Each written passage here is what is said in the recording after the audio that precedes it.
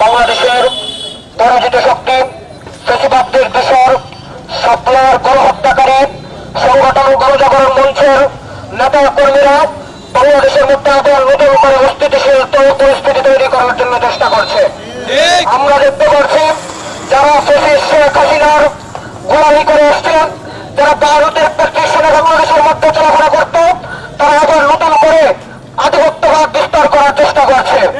আমরা স্পষ্ট ভাষায় বলতে চাই, সহযোগীরা বাংলাদেশের শত্রু, এদেশের ভূখণ্ডের শত্রু, তারা 24-এর স্বাধীনতার শত্রু। এখনই দমে না দেওয়া হয় তাহলে বাংলাদেশের স্বাধীনতা অক্ষুণ্ণ থাকতে পারে না। উপস্থিতি আমরা স্পষ্ট ভাষায় বলতে চাই, ইমরানের সরকার লাকি আক্তার সহ যারা গণজাগরণ মঞ্চে নেতৃত্ব দিয়েছিল, তারা কাছে কাঠের ইন্ধনে আবার জনসম্মুখে এসে বক্তৃতা দেওয়ার সাহস করে তাদেরকে চিহ্নিত করুন। তাদের পিছনে কারা শক্তি, তাদেরকে চিহ্নিত করে তাদেরকে শাস্তির আওতায় আনুন।